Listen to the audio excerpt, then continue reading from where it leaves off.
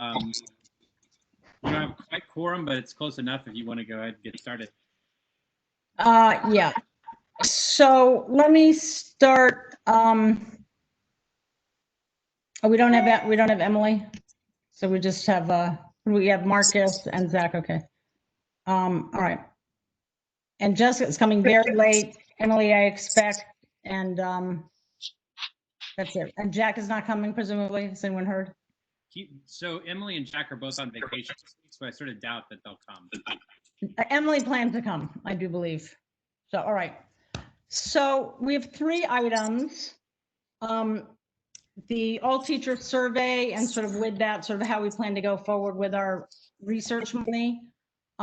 Second, sort of an outline for a committee report on the rating system, which we started talking about. And then last is the resolution, which a number of us have all been sort of shooting back and forth. I don't think we're really at a new final point, although I think people are making progress. So we'll see when we get there whether we want to get into it here or just continue offline. All right. So on the all teacher survey, let me say this. We had a wonderful plan last year for sort of breaking new ground with the board, with doing some very serious survey research that allowed us to really understand what was going on sort of key issues, and also reflecting through the surveys our interest in understanding and conveying issues that we knew were important to people. So we were able to do it with the teachers who had left, to try to understand why people left. And I think we got some great information on it. We had then planned to go back and talk to all teachers about a number of different issues, including why they stayed. Someone saying something, or what is it?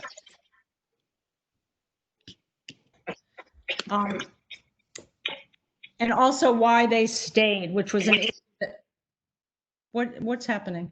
Do you hear that? Ruth, whenever you speak, we get a lot of feedback, and I'm wondering if it's your speakers are maybe set too high or something. It's one of the reasons that I had to mute you actually a number of times this morning, but I'm not sure how to necessarily fix it either. So, well, did that help? Okay. All right. Well, I actually went into my audio and lowered things, so I guess that helped. All right. So anyway, so we were at the point last spring that sort of the next part of our research effort was an all teacher poll that was going to look at sort of a variety of issues of interest to us, including those related to what we then called well-rounded education, time spent on social studies and science. Also, why teachers stayed, which was something that Chancellor Farabee had a lot of interest in, and there was possibly going to be some collaboration. And then, and we were still sort of, finalizing what that was going to be content-wise. And we were about to do something that we hadn't done before that's really important, which is to sit down with the survey researchers that might be interested in doing this work, to sort of pose to them, here's the kinds of things we would like to do. Here's what we are thinking of. Is that something you can do, or how would you frame it? Because it felt a lot like, to me, kind of the blind leading the blind. We were all trying to figure out, both on the staff and in the committee, how to do a good survey when the people who really knew about good surveying weren't in the room. They're often firms that we weren't talking to.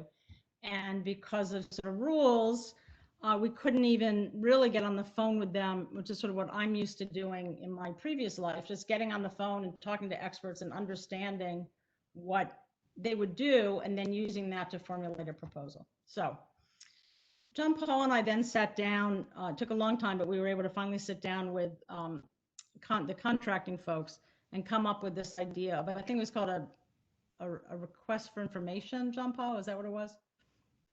And we were going to have sort of a nice conversation to sort of learn more about how we might do such surveys. And then the pandemic hit and we lost our money, and here we are. So we now have new money. We're about to enter a new year. And the first thing that I'm eager, we have, I believe, 100K, is that correct, John Paul? Or 100 for research, which is less than we had last year. What I'd like to, so we're not going to be able to do as much as we planned to do last year, but we have a couple of good ideas, a few good ideas. What I want to start with is to move forward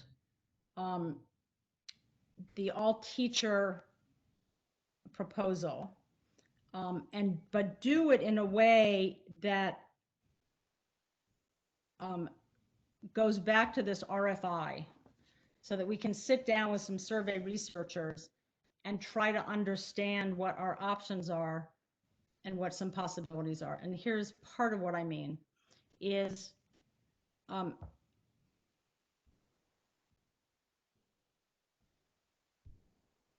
we didn't get phone numbers for all the teachers.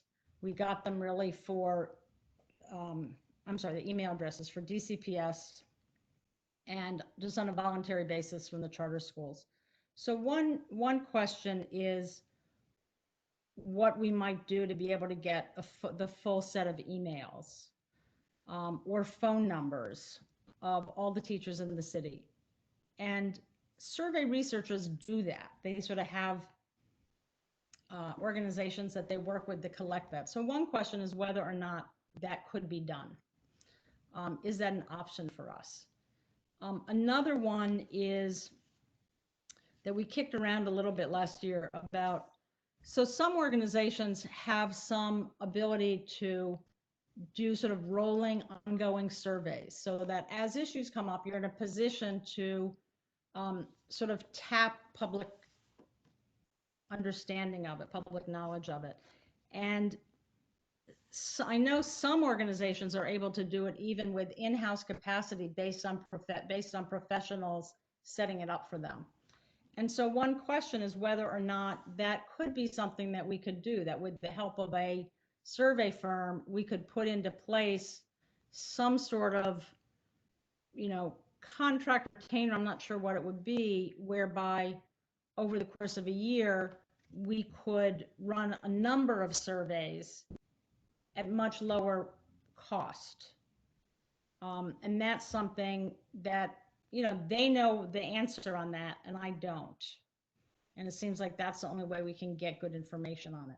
So part of it would be to get this kind of information. And let me just, one other thing to throw in there.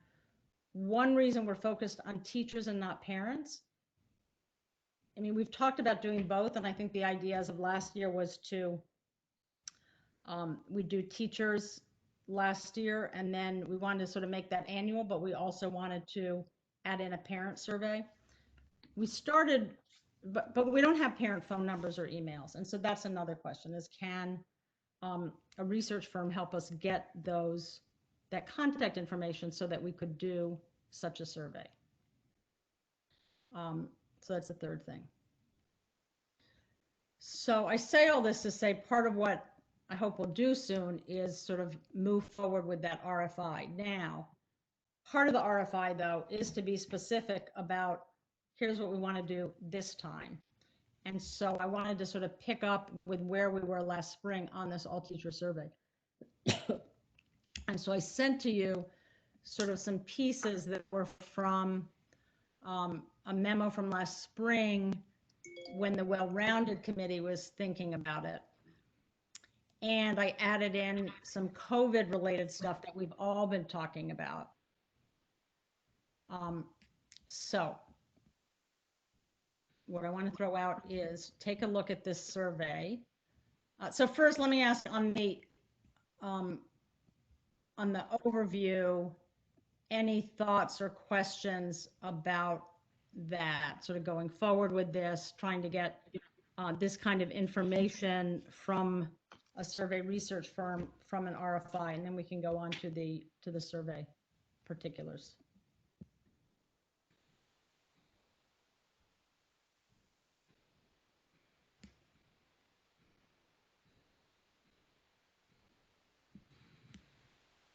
All right, I'm not hearing anything.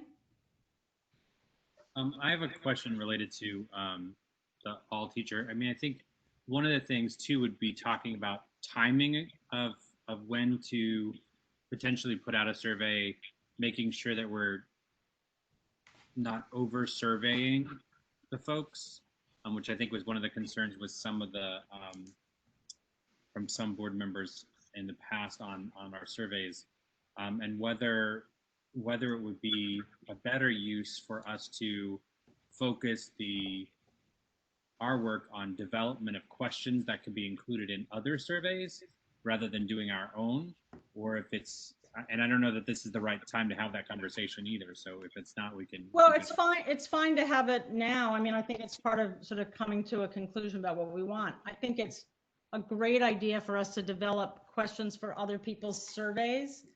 I don't think that's, I mean, we can do that in committee meetings. We can do that on the staff. I see this really is different. This really is, as we did with the teacher retention survey. This is our effort to really understand in a way that the rest of the city doesn't yet where people are on something. So I see them as different.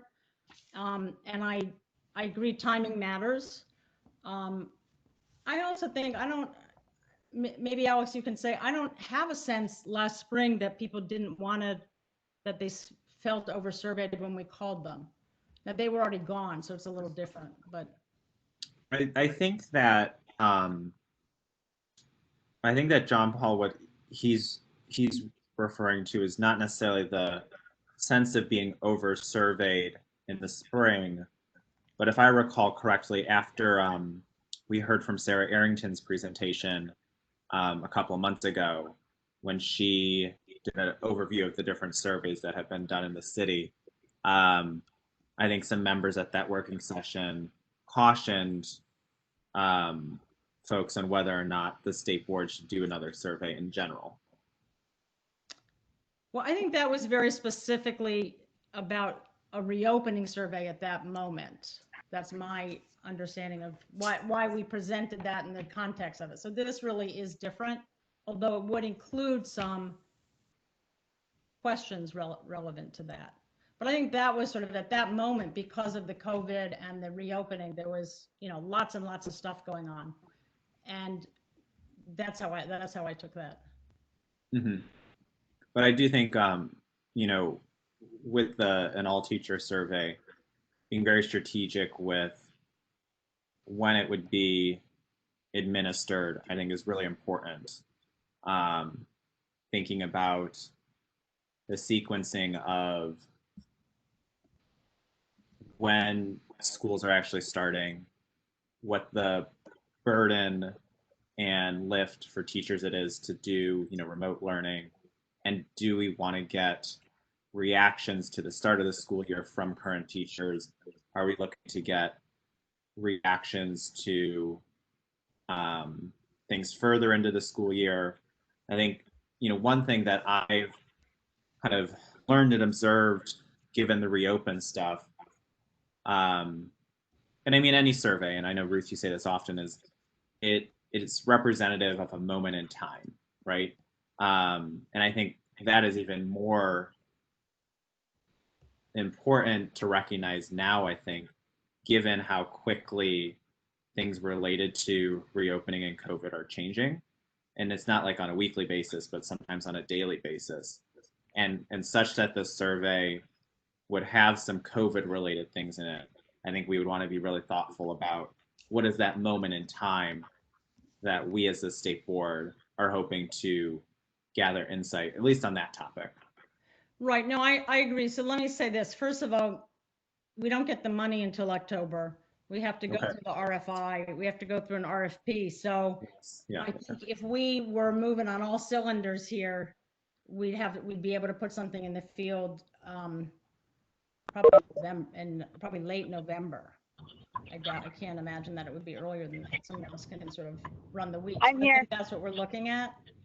And so I think on the one hand, you're right. When we get there, are we in school? Are we not in school? There's going to be some things that are going to be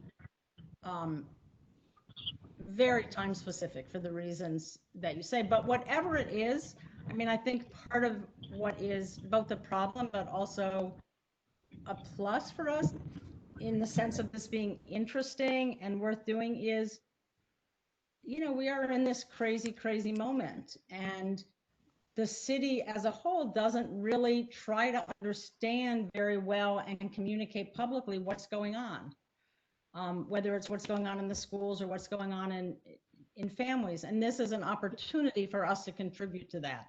Now, whether it ends up being the end of November and we're back to school, or the beginning of December and we're not back at school, that I don't, we can't game it right now. And I think that's just a reality of the moment we're in. But we should prepare, and we should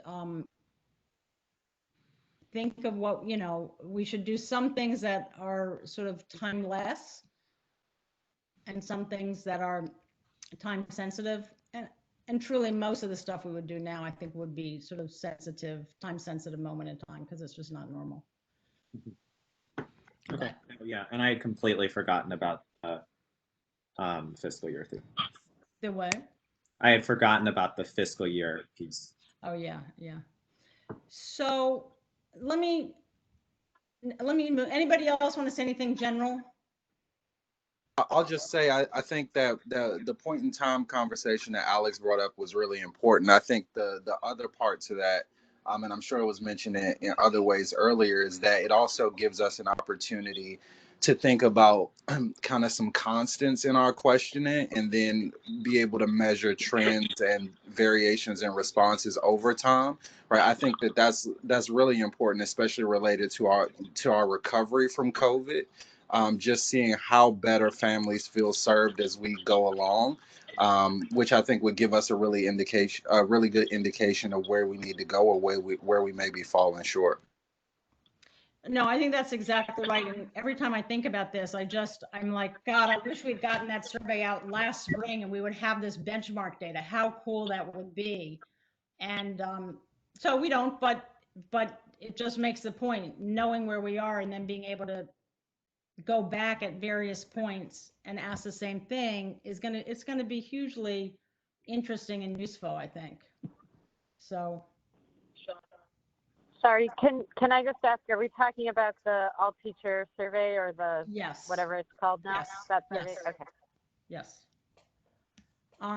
And we went through some general stuff, Emily, which I can do with you later, and we're now actually looking at the kind of the questions. And do you all have it in front of you? I sent it yesterday. You need it sent? I saw it. I looked at it. I can try to look at it on my phone right now. Does anybody else want it sent to them? We got it in front. I mean, John Paul, can we put it in the chat? I mean, it won't help me. So I think I can look at it on my phone. Do you want me to send it to you? No, that's okay. Okay. All right. So category 1 is sort of the general, totally timeless teacher characteristics, years of experience, traditional versus alternative certification, demographics, what grade do you teach, demographics of your school, and there's probably more in that category, but there's that. Then one thing we would want to do is know whether teachers were brand new or not, because then they have some ability to compare it to last year or not. So on COVID, here's what I have, and let's just sort of, throw in now or when we're done, but what their view is of virtual learning quality period. Key question, do all of their students have adequate devices? How much time do they spend in synchronous classes? And then I thought I had somewhere sort of, is attendance, oh, I guess that I have that later. Is the question on adequate devices? So we're asking from, I mean, we can talk about when we were working with the surveyor about exactly how to ask that question, because I think that one's going to need to be nuanced a little, and it may be that that's something that the principal can answer, or something that rather than the teachers, because the teacher isn't necessarily going to know whether or not there's enough devices in the house. So the teacher will know whether or not their students are able to participate in class with an adequate device. That's really the question. Right, but I also think like we also then need to ask about whether they're doing synchronous learning and asynchronous learning, like, because I think there's differences in terms of how that question could be responded to in a way that isn't necessarily comparable. And also different factors that impact the student's participation, which may not be related to the device. Yeah.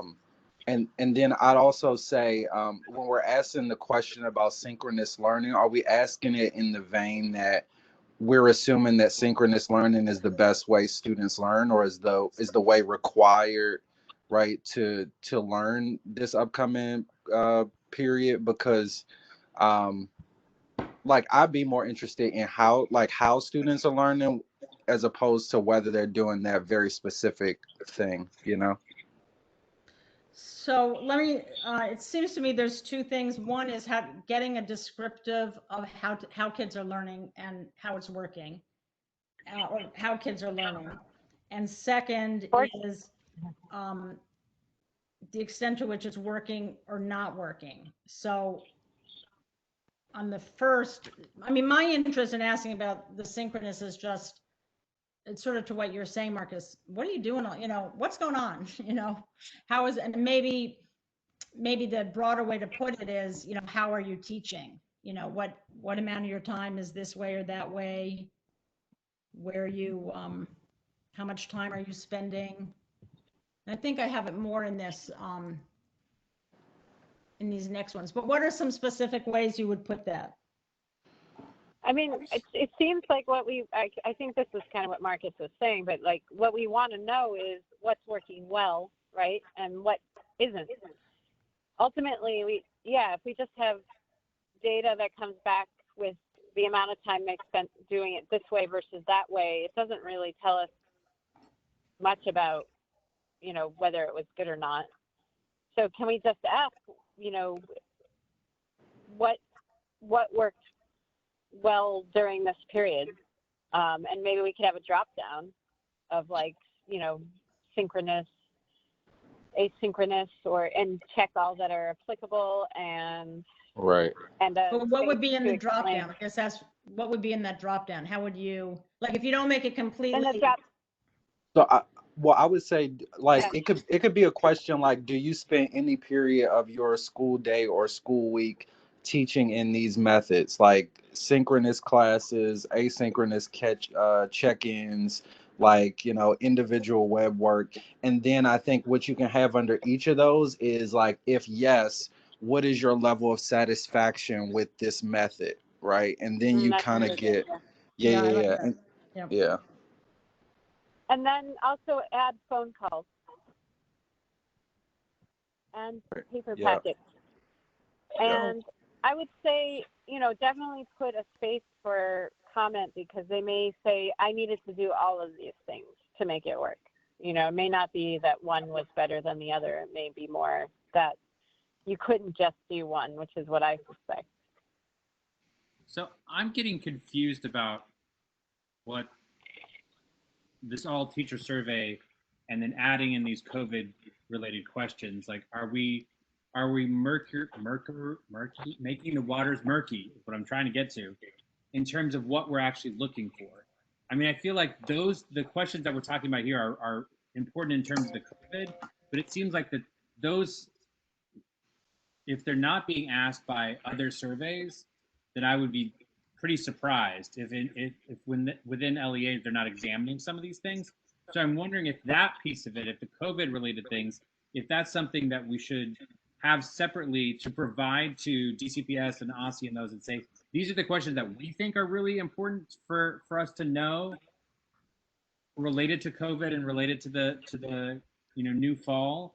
And can you help us get this information? Like, when you're doing your surveys or information, can you add this into your mix? Like, because we think these are really important, and I think we could do that in some sort of public way and say, these are the questions that we think it's really important for us all to know about all of our schools related to this, first semester or whatever.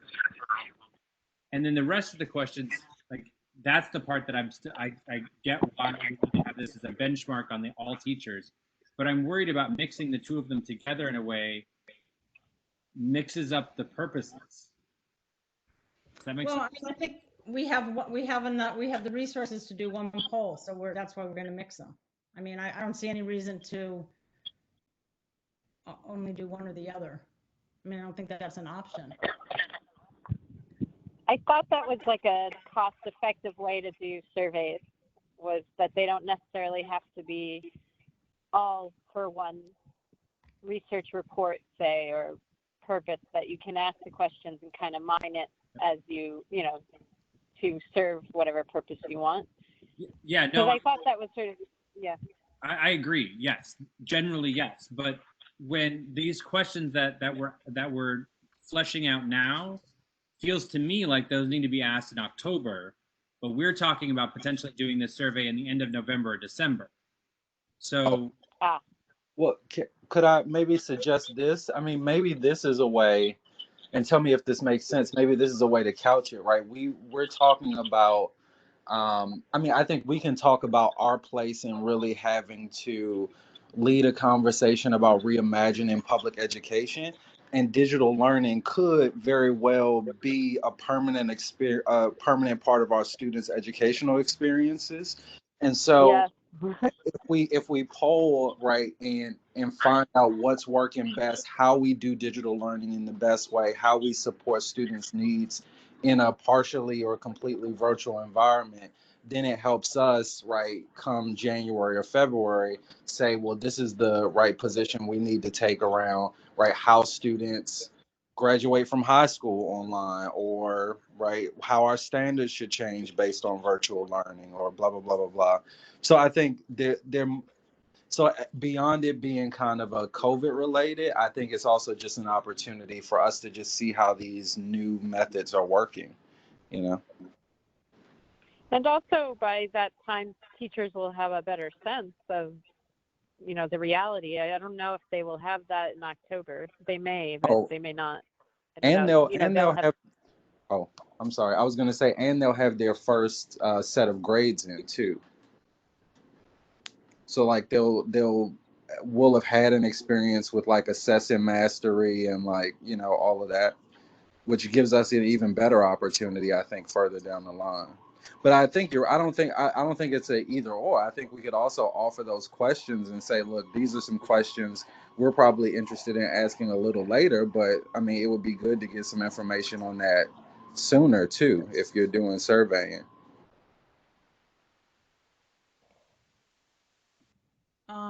Well, and also if you go to like to the student progress one and the measuring quality engagement, I mean, those are also questions that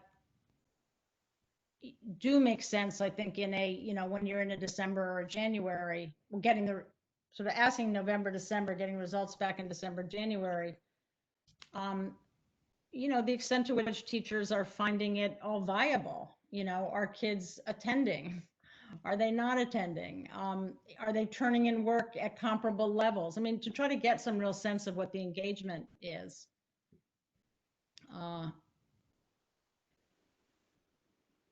And, you know, it's hard to know. It's hard to imagine, I think, that kids are going to be in physical schools in December, January, just because apart from everything else, all the doctors say that's when the flu is going to come back and that's when you're going to have so I would assume that, we don't know, but probably students are going to be learning virtually at that point. Well, also there will definitely be some students learning virtually. Right, We exactly, know that. Exactly. So it's an ongoing issue. But also, yeah, I mean, I guess I'm assuming, John Paul, you're talking about the fact that this survey is also trying to understand why teachers stay or go, right? Am I remembering that correctly? yeah, I mean, I think the original purpose of this all teacher survey was to get a better sense of who our teacher workforce is. No, that right. no, And, it was always and the broad. well-rounded education piece. Right, and then the well-rounded education piece. Like there was and the retention, and there was issues around around reading. So it was always a broader set of issues. So it's kind of just a catch-all. Anyway, I don't know. I mean, what are the most important things for us to know? And that's really the question that I'm sort of asking. What are the most, and we can fine tune as we go forward, but in terms of putting out our initial RFI, we want to give people a sense of what we're after. Yeah.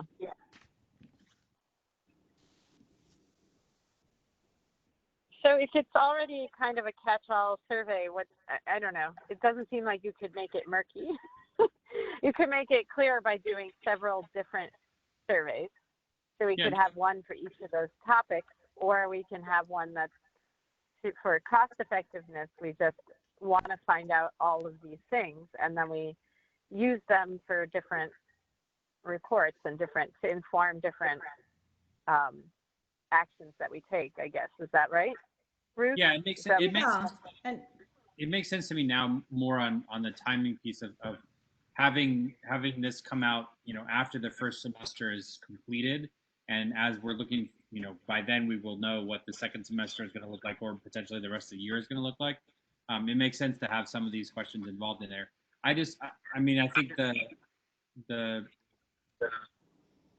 potential is that this is going to happen then at the same time as other surveys from their LEAs or from other places that are going to be asking the similar questions. And so I just want to make sure that one of the things that I think we should do, at least on the COVID sections, is try again to work with DCPS and PCSB and OSCE to say, these are the questions that we intend to ask on this survey.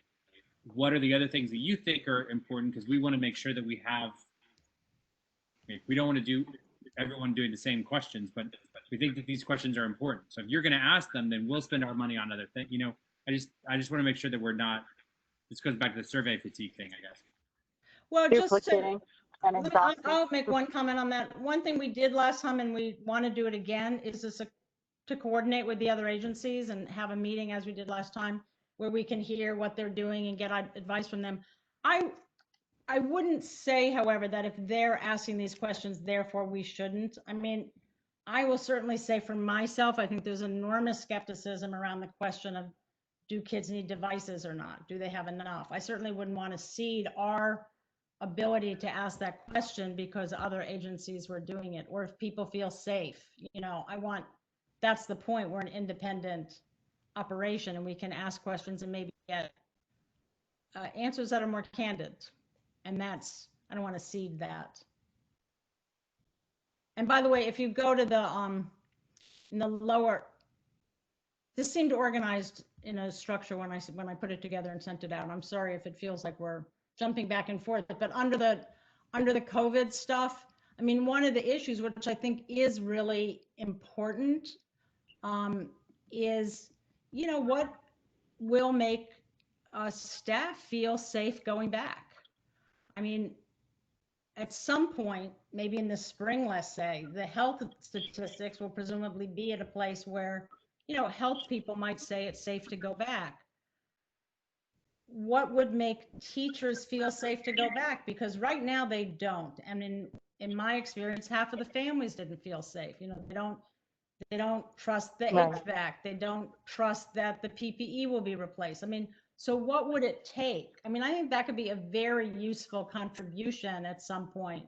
What do teachers need? What, who needs to sign on what dotted line or what? I think we should ask what they need also about virtual learning. Does that make sense to have a question about, what's working, what are you doing, and what do you feel is missing? Like what do you need to make it work better? So that's a separate thing than what you were just saying, Ruth. I just thought of it. Yeah, I think that's, I'm just, okay.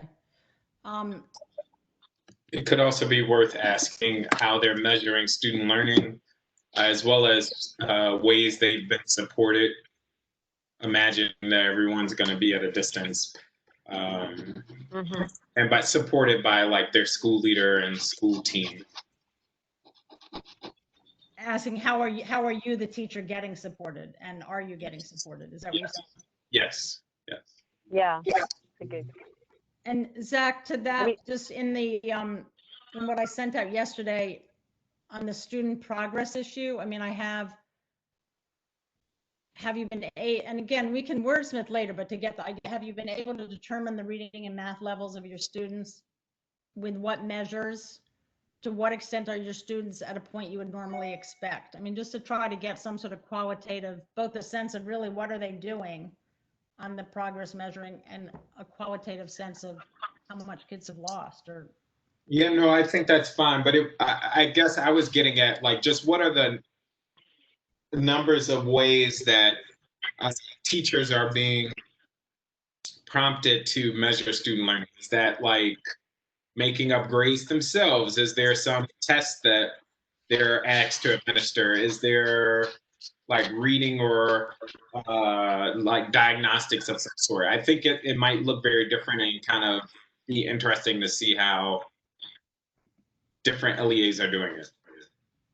Right. And then there's like language access issues, right? That some teachers are teaching bilingual or teaching in, a language immersion program. And what I have been hearing, they have to come up with their own, translate the curriculum they're getting or the support that they're getting to do the distance learning. So that kind of thing, and also just tech support has come up. So those are things I've just heard, in passing, and it'd be interesting to see how widespread stuff like that is, and if it varies across sector and in terms of support for those kinds of things, or, if it depends on the school leader. for the tech support. Just support in general. I think we'll hear what the kinds of support they feel they need or they've had. But I'm just saying, to Zach's point, I have heard teachers already talk about either that they are getting support or they're not. And it's not the same even across DCPS schools for either of those things. I'm just giving those two things as examples. I'm not saying those are the only things that would come up. I mean, so partly what we're talking about, which I think is pretty interesting, is sort of a portrait of what's going on in the schools. I mean, in this environment, what's it look like? What are the challenges, the extent to which they're being overcome? How are people trying to overcome them? What kinds of support are people getting? How are people trying to help their kids? But try to create a picture of what's going on because it's so new. Does that comport with what people are saying? What do you mean? That's what we're trying to do, create a picture? Yeah, no, that part of what, yes, is that part of what we're trying to do here is, or that part of what would come out of asking these kinds of questions is a picture of what's going on in the schools, the extent to which. Because we don't know what it looks like. I mean, nobody does. Right. Exactly. So it would be super interesting. I mean, I think it would get a lot of attention and it would help the city understand where it was and how to go forward. Seems like. Yeah.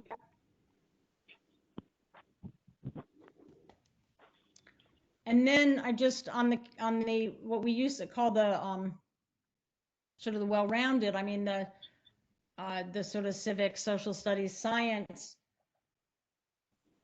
It's so different now. I mean, I think what we would get is not really a benchmark in the way that we were going to try to do it last year, or not really trying to. Yeah, but I think what we would get is some sense, and we could get some sense of, are these areas that are really being lost in this moment or not? I mean, we wouldn't be able to say anything relative about it. We don't have prior data, but to acknowledge that either it does seem like it's getting squeezed out or it's not. I mean, something that I'm thinking about, or that I'm hearing again from teachers, is that, they plan to spend more time on social emotional learning, at least in the beginning, right? And so if things get squeezed out, it might be because of that.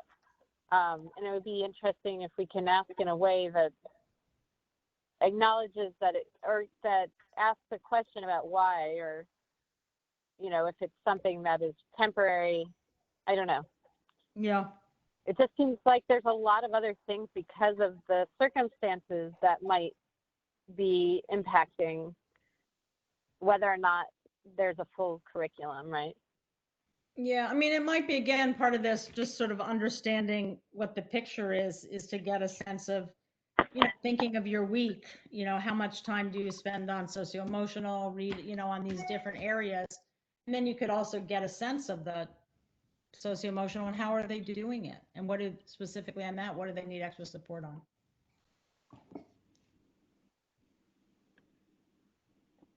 Zach, were you about to say something? No. Sorry. Yeah, that sounds right.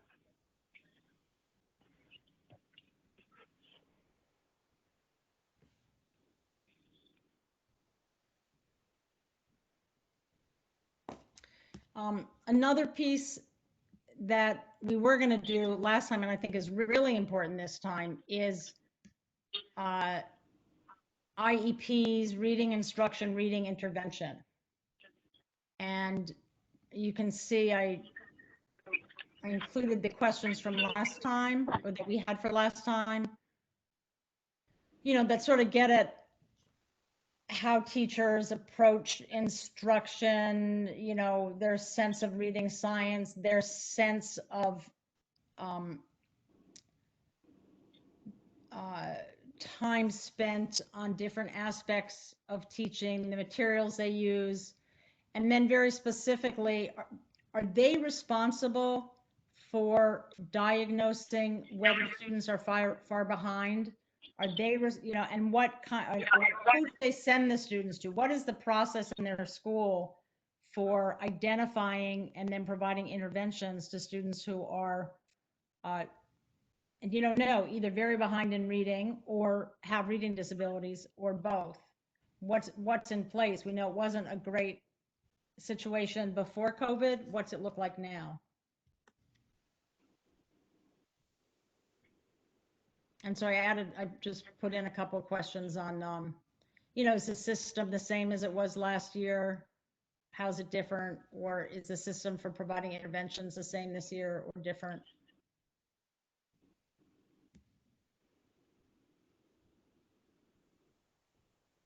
So let me just say, so these are sort of topic areas. So general teacher characteristics. In light of COVID, how are you teaching? How are you getting supported? What do you need? What's working? Some specifics around tech support. How you're using your time. Measuring student progress. What would make you feel safe? And reading interventions. That's what I have as sort of large buckets. Does that sound right?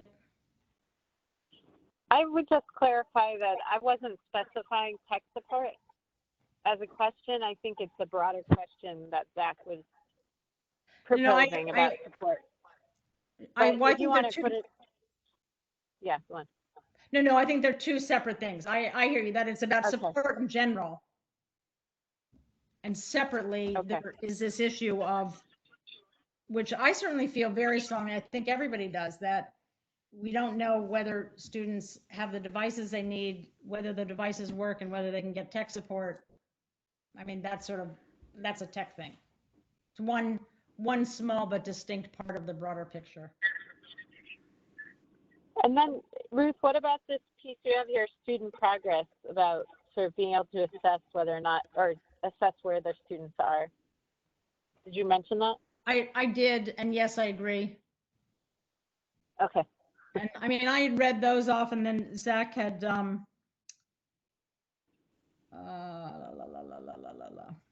Zach had a comment on that, which I can't read my handwriting.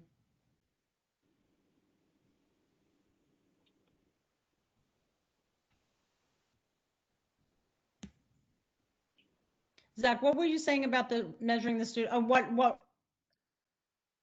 I think it was sort of how are you finding out? What was you had Yeah, a couple just what are the various ways that teachers are being asked to or are measuring student learning, as well as the ways that they are receiving support.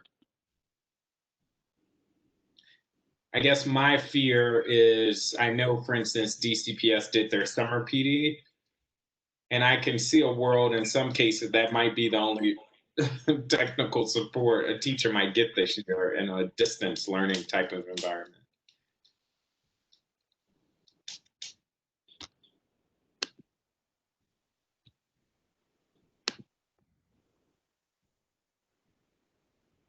So it's not just the technical piece, but and I think you said it earlier, what kind of support are teachers getting about virtual learning and the extent to which it's, all right, now let me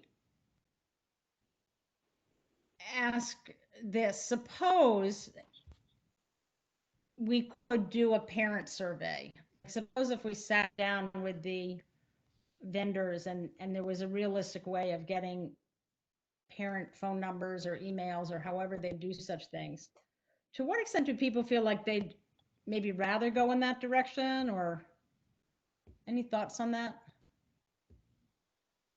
I'm sorry, rather go in which than which? I mean, if we had a choice, and is there an interest in trying to survey parents as opposed to teachers? Oh. I mean, we were on a track to do the teachers. I think, especially based on everything we just said, there is huge reason to do teachers, and I think we're technically more capable of doing it. But we have said we also at some point want to do parents. It is something we're going to ask the researcher about, and I just wanted to get some sense of. Well, I mean, for the sections about teacher retention, then we have to do teachers, right? Right. Right. That would be, if it's all part of one survey, it seems like No, it would be, kind it's of an alternative. It would be an alternative. Right, that would be. So then we just wouldn't ask those questions. I don't see a reason to do that, but I don't know other thoughts. I mean, to switch to parents. All right.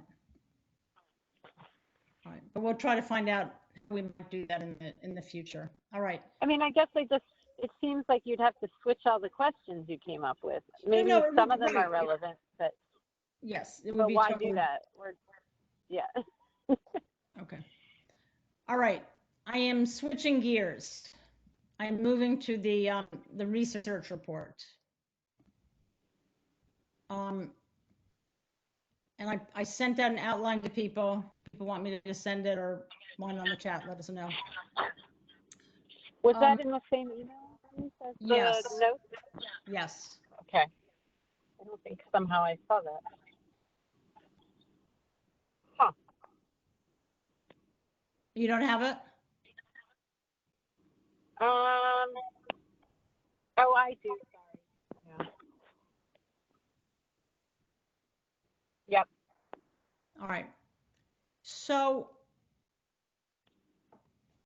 let me just say something about the resolution, which we probably won't talk about in detail today, is I think part of what we're sort of potentially moving towards is, and everybody can get in on this, is a resolution that tries to lay out a lot of the stuff that we've learned, that sort of creates a public record for some of the things that we're concerned about, what we've learned, our understanding of the purpose of it. But then indicate that as a group, there's sort of a set of things that we think are worth exploring. We want to come back and make some recommendations, but at this point, we're leaving it at, here's the issues we have discovered and we want people to discuss it publicly. You know, we want people to discuss it in their wards. We want, you know, parents to discuss it, educators to discuss it, candidates to discuss it, whoever. But to sort of lay out the issues, and not necessarily try to take action now to say this is what we propose OSSI do. We have additional months in this calendar year if we still want to do that. It may be something we don't want to prejudge with a lot of members shifting. It might be that we want to engage more than we have with sort of talking to other stakeholders about ways to do this that would that lots of people would agree on. So in other words, we're moving the resolution more to a place of here's what we found and are concerned about. Not so much specifically, here's what we want to do now. I say all that because it makes extra important that from our work so far, we really produce a report that captures what we've learned. And so I've tried to, I did a very initial outline here of sort of some of the key things that, and I didn't go back carefully testimony by testimony, but tried to sort of lay out what seemed to me and what I seemed to think on that others thought were some of the key issues that that we've covered, that we want to get captured in sort of a report. And so that's what you've got here. So it is now open for discussion, comment, missing categories, wrong categories. I wouldn't say it that way. So this is a report separate from the resolution that we would not need to vote on. It would just be written up and sort of released publicly the way the reopening recommendations were. Yeah, I mean, and it would mainly be capturing what we have already looked at. And to some extent, it would probably track what we end up putting in the resolution. And to some extent, in various iterations of the resolution, we would say things like, we heard testimony about bias, but we'd want to sort of lay all that out. Who did we hear from? What did they say? What's the evidence? And is there counter evidence, right? Or here's what we heard about other indicators that could go in there. This is what we learned that could provide. Here's what we heard about what other states do, et cetera, et cetera. So it would be sort of the background in a way, the evidence, the citations, the background to our resolution to some extent. So I apologize. I have to drop off for another call with the DME's office for our regular call. I do want to note if we put a report together that has sort of an agreement of what we think is wrong with the system or what we've learned about things, I do think it would be important for the board to vote on that and adopt that report as something that we own. But it's what we've heard. Sorry, Emily, I think would not have recommendations in it. Okay. I don't know, or would it, Ruth? Are you saying it would have recommendations? No, I'm not thinking that it would have recommendations. I mean, it would, I'm not thinking that it would have recommendations. I assume if we wanted to make recommendations, we'd come back and do that as another resolution. I mean, potentially. I mean, I suppose potentially if we have the report, we might be at a point where we want to say, here's what we recommend. But I don't think they're dependent on each other, I guess. It's more, from what I understand, what you said and what you sent. It's a summary of what we heard. Yeah. And it's geared towards just the public in general, right? Like it's geared towards maybe other agencies, and it's intended to inform maybe just, like you said, discussion, but would it be something that I'm thinking out loud, like who is our target audience, do you think? I think people interested in the accountability system generally, right? I mean, we all have stakeholders, constituents who are, and those who at some point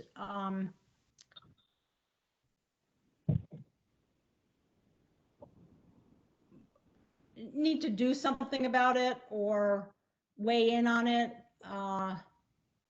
So, you know, and interested constituents, but also at some point it would be what we might provide to OSSI, it would be what we might provide to the DME, it would be what we might provide to the council, et cetera.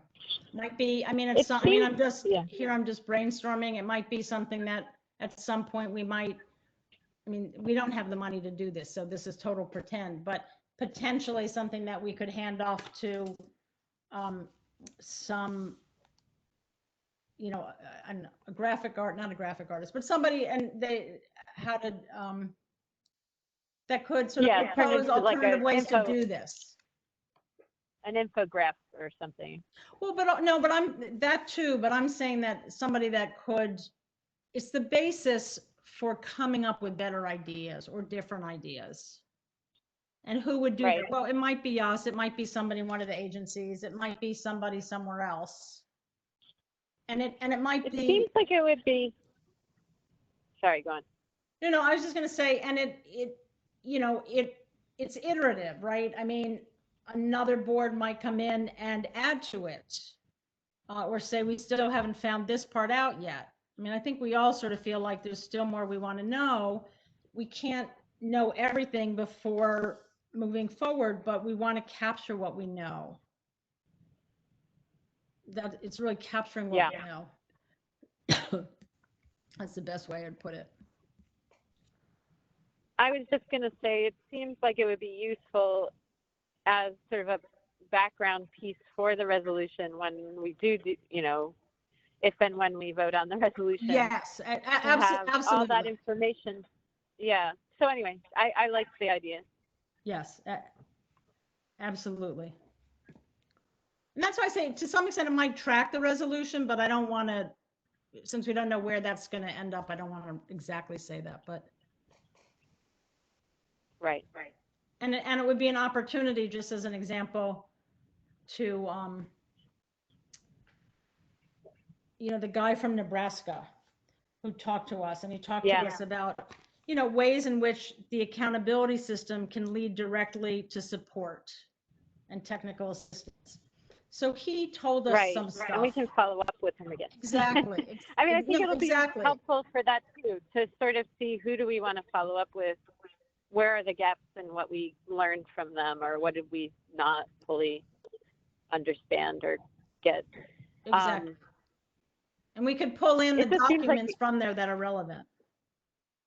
It seems really important, the more I think about it, even for the next group who comes in, to be able to look at what we gathered so it's not lost. Yeah, and if we're going to ask people to review, you know, to sort of talk publicly about our resolution, they'll need it as well. It's sort of, I mean, as you said, it is the background for the resolution. It's the. Yeah.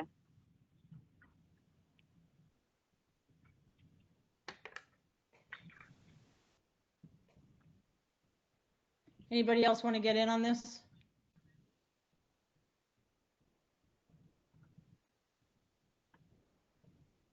And it would sort of list all the different options that we had, some of which we'll probably include in our resolution, but I don't know that it's going to end up being exhaustive.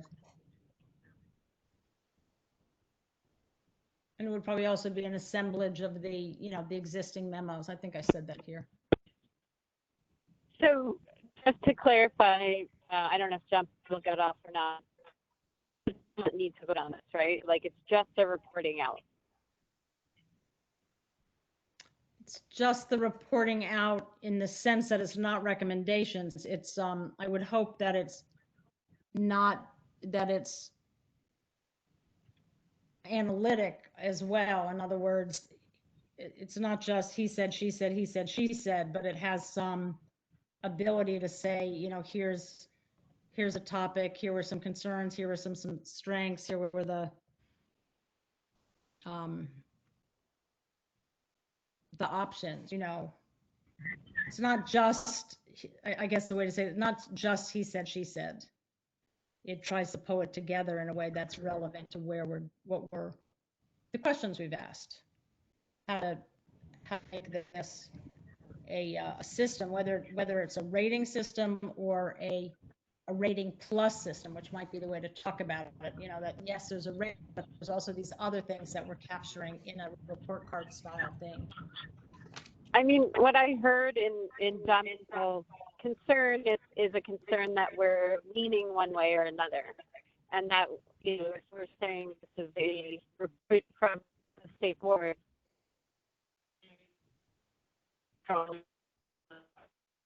That's hard. We were leaning towards understanding the answers to some questions that we had, and we asked questions that grew from concerns we had, and in that sense, that's what it is.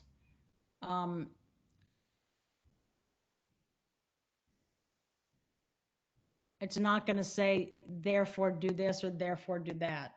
I mean, I don't know if does that. Hi, Jessica. Is that responsive?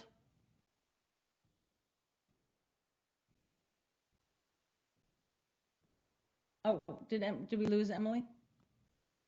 Yes.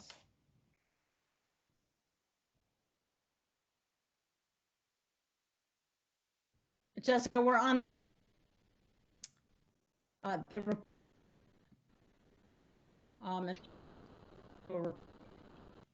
Great. And we talked about the survey, and we're not going to go into the resolution because people are still passing it around. And I know you're looking, we're just going to keep pursuing that. Sounds good. Yeah, so we're not trying anywhere today, but I will say I do hope to land something in September. And part of what I said earlier, Jessica, I don't want to take a is just that large extent what it is likely to be is sort of a capturing what we learned, not so much and we absolutely propose X, Y, and Z. And so then report being the background for what we're seeing. And so they're to some extent connected. I'm reluctant to over-connect them because we don't know exactly what's going to be.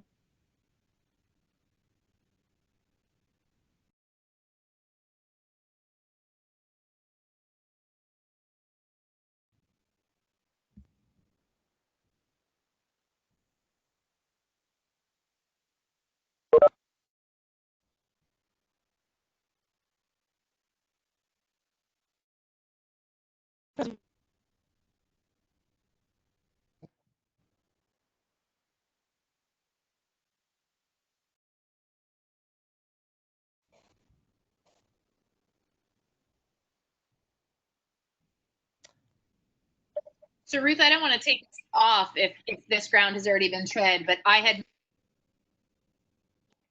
sent to you. I don't know if you all touched on all of those, or if there's a place in the report you are that I can.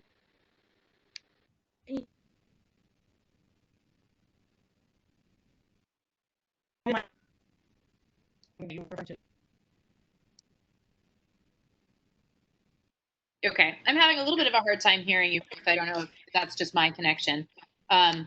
So my comments were largely in the C section. I don't know if you've already discussed that.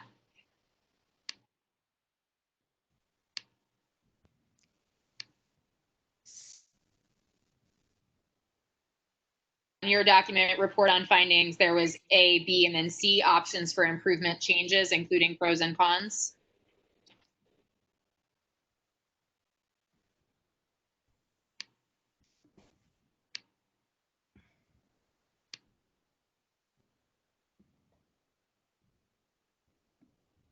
And like I said, I don't want to retread ground if you've already covered that section.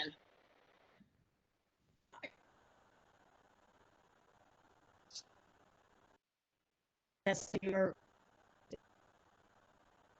Okay, so I had put 3 comments in my document back to you. One was the diminishing replacing high bias indicators with low no bias indicators. My understanding is that we don't have any no bias indicators, that every indicator is going to have bias. And so I do think we want to point out the need to replace or adjust high bias indicators, but I don't want us to promise things that we can't do because they're not possible in measurements and evaluation. The second was a question underneath the next bullet, greater. Yeah. I was going to say, actually, I love the wordage.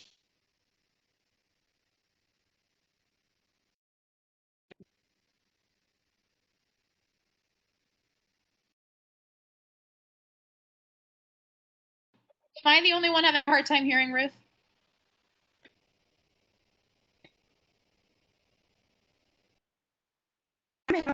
What about, is this done?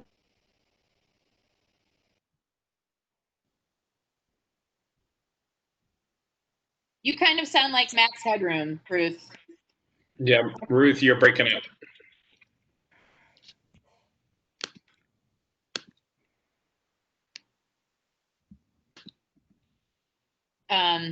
I'll give you my second comment. And we'll see if we can get your audio back. The next bullet, the greater focus on indicators that match our values. I want to know whose values. The state board's values, the district's values.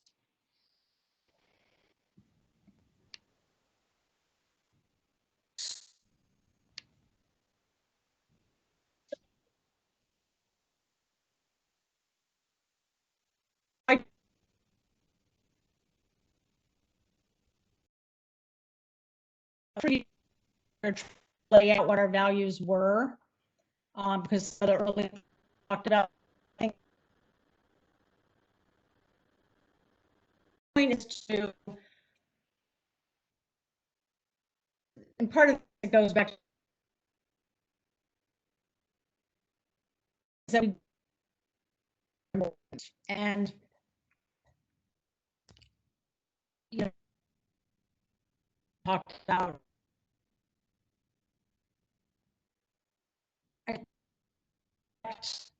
You know, I would say it is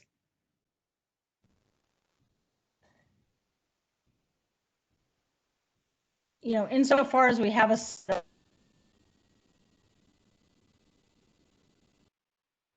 about reporting what others have said. Can you hear me? I heard that last part. So I think I understand that you're saying this came from language we used about what the state board members who have been working on this value, but that you also want to use it to maybe extrapolate a little bit to what we've heard from experts. Well,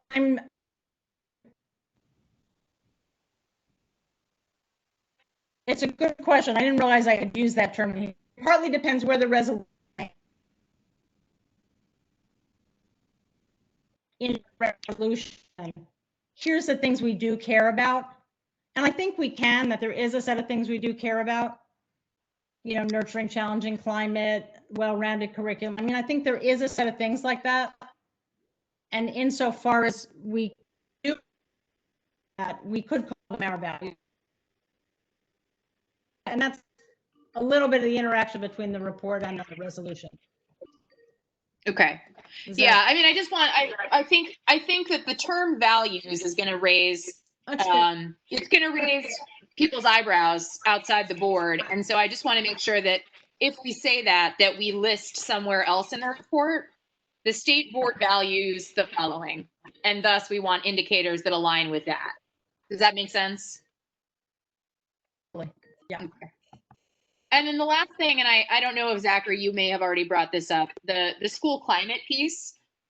I think it's super important that we find a school climate opportunity within the school report card. That I do think that's a missing piece of our state's system.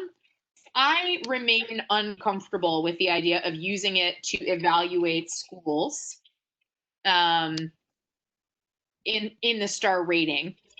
And I have I've seen some research on it. I am intrigued to make sure that we can discuss that at length before we decide that a school climate indicator belongs in a metric evaluation, because to me, school climate surveys, even the ones that are like valid and reliable as tools, are still providing qualitative data. And it's complicated to mix the qualitative data with quantitative data, because even if it's quantifiable qualitative data, it's still qualitative. And I have concerns about how we would do that well to make an appropriate metric out of it. So those are my 3 pieces of feedback. All right.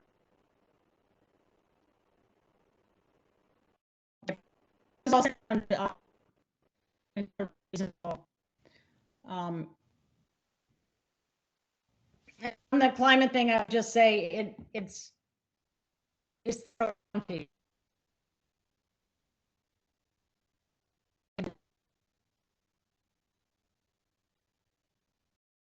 doing that's to lay it out.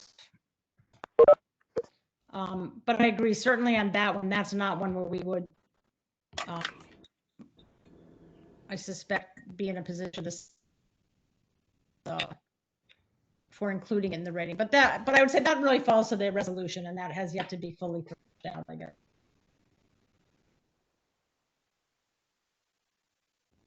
And I'm losing my voice. That's the other thing. Anybody else want to get in on this? Sorry, I just was able to reconnect. I don't know if it's worth it to catch me up quickly, and maybe somebody other than Ruth who's not losing their voice could do it. I don't know. But if not, don't worry. I'll just listen. I think we're getting ready to end, and we were just commenting on the draft outline around the research report. When you were there for the first part of that. Okay, so we're not talking about resolution yet. Okay. Cool. No, what I said after Jessica got on for what I said at the beginning is we're still on us, so we're not going to talk about it today, but hopefully we'll land somewhere and we'll have something to hope. Ruth, is there a reason why we would make that a memo? I get the justification of just reporting out what we heard. Like, why wouldn't that be a memo versus a resolution for us to just vote on capturing what we heard? I'm sorry, I'm not following. Your suggestion regarding the resolution that instead of recommending an action, that we would just list what we heard. And I'm asking, why wouldn't we just draft a memo and say, these are the things we heard? Why are we making it a resolution? Well, it's an addition to, it's not in place of, right? Yeah, and it's not what we heard, Zach, it's what we learned, I would say. In that sense, it will reflect more than this is what we heard, and then it would be, the resolution page, the report is, I don't know, 20 pages. I mean, I don't know, but that's the difference. Got it. The question we're talking about, the resolution might talk about concerns we have with systematic so lower ratings.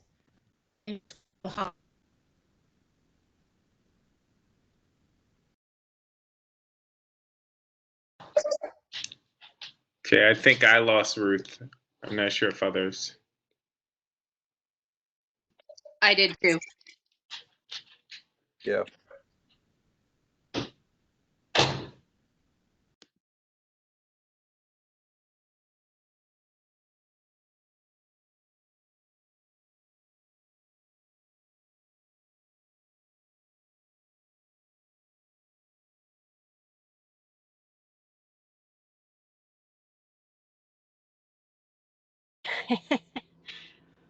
It's a funny way to end a meeting. No, yeah. Frozen out. All right. So what was the determination though on this report or memo that we're going to do that? Are we going to go ahead with it or does it need more discussion? I think Ruth wants more discussion. Okay. Was there an idea of timeline on the report if it does come out? I think I heard her just say September, but I mean, she'll probably be better positioned to answer that. I personally am not seeing the point of voting on a resolution to just name what we heard or learned. No, I don't think that's it. It's the report is just to summarize everything we heard, and the resolution is to make recommendations.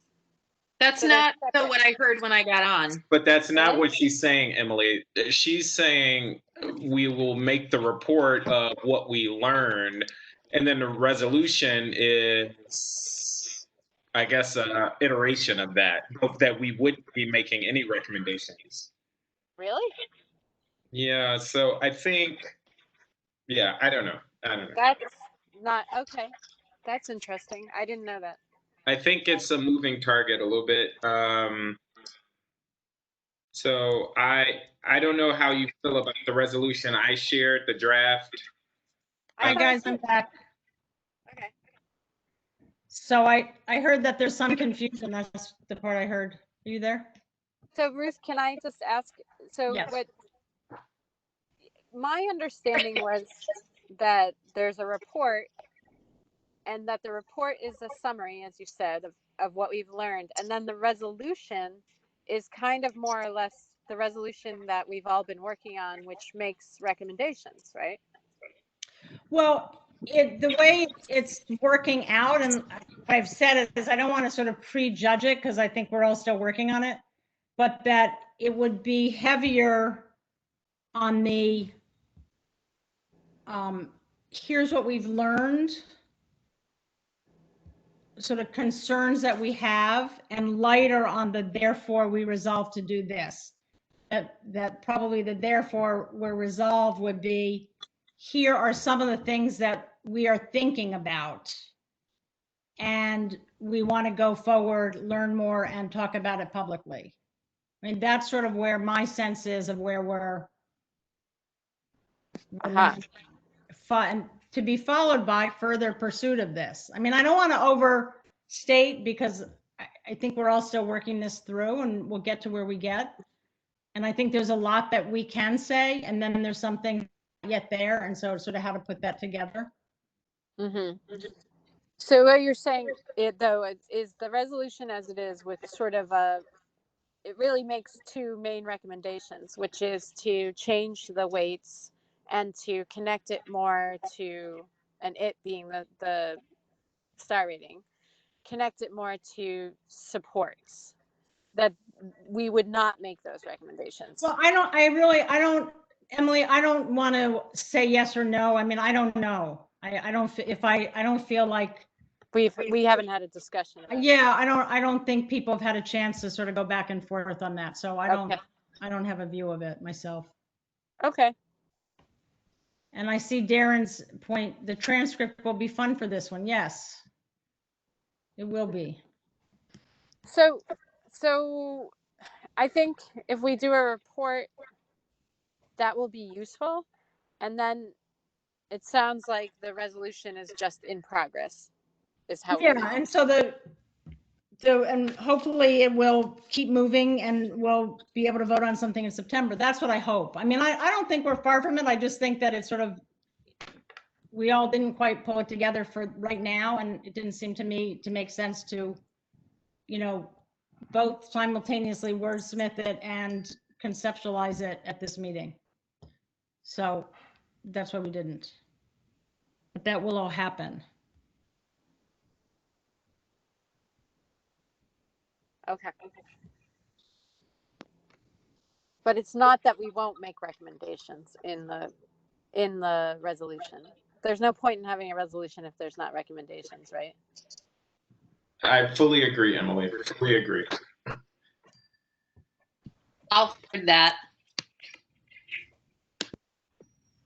So Okay. Well, I mean, I would forfeit depending on what we mean by that. So I certainly would like a set of things that we think are worth looking at. Am I willing to say I picked this one and not that one? I don't know. I'm not sure. I'm also not sure that puts us in the place where we want to be. But I also don't think this is the place to Right, but I think play that out. if we have a report that summarizes everything, that's great. Right. And then we don't need a resolution that does the same thing. So it sounds like, I mean, Yeah, a report and I don't agree. I mean, okay. I don't agree with that. I mean, we should have a resolution that says what we have found concerning in this process. And that's different from a one-page resolution that says, here's what we found that's concerning, is different from a 20-page report that talks about the details of that and the variety of ways in which it might be resolved or not. I see. So you're saying we may end up with or you're proposing the possibility of having a resolution that is a summary of our summary. It's a shorter. I'm sorry. This is really, okay. Sorry. I can't do this. I mean, if that's why I personally feel like I'm midway between sort of several discussions. So I really can't say personally what I think. And in the end, it's going to be what a majority of the board thinks. So, and I'm just not in a place to explicitly respond to what you're saying. Okay. I'm just trying to get clarity. I mean, I think the only clarity is I think we all have a lot of things we agree on and a lot of things that we don't. And how can we get to a place where we can be strong about the things we're together on and prepare to move to another step? And what would that look like? But that's all very general until you put it in words. And I think that's still going on. That's all I can say. So Ruth, we've spent a lot of time here. I welcome people's feedback. I did circulate the resolution. Ruth and I were talking about it. And so in terms of next steps, Ruth, I think part of the challenge is that we're having one-off conversations, and it seemed like maybe that is the best way. And it seemed like you didn't want to have a group conversation. So if you could just shed light on how do we get to September having some type of. Because I will, at some point, I hope soon, I will circulate something as the chair of the committee and other people respond to it. Meanwhile, you're circulating something, other people may circulate something too. I mean, I just feel like, Zach, we had, 10 minutes to go over a new draft. And I think we have a lot of things that we agree on and some that we don't. And I'm trying to clarify what they are because I think that would be very helpful to creating a draft, but I couldn't do it at 2 minutes to 2. That's all. So no blame. I'm genuinely just trying to get clear. So after this meeting, we're going to try to hammer out that resolution to bring to the September working session. Yeah, but that's not like a one-step thing. It's or maybe it is, but sometime between now and then, I will feel comfortable or not proposing, here's a resolution that I think we should bring to the working session. And people will agree or not agree. It'll be like any other, they'll agree, they won't agree, they'll propose changes and either will or it won't go there and it will or won't pass. I mean, that's sort of where we are. Got it. I mean, all I can say is I feel like we're close to having something very good that people will feel comfortable with, but I couldn't tell you exactly what it would look like at this moment. I wish I could. All right, it is exactly 3:30. Anybody have anything further? Okay, then. Thank you for your input on the other two things. Anybody is welcome to send further input on the survey and on the report, and to be continued on the resolution, and we'll all sort of move forward on that. I'm sorry. Can I just ask one more question? So for the resolution, are we asking for, like, should it be a shared document at this point that we are commenting on again, or how should we go forward with I it? don't know. I can't answer that question, Emily. I'm sorry. At some point, I will send something out and we'll go from Okay. there. I mean, I'm sorry, I can't say more because I don't know more. So that we're just not at, that's all. Okay. All right, goodbye, everybody. Have a great summer, because I think this is sort of the last meeting for a while. Very exciting. Have a great time, everybody. Bye. Bye. Howdy.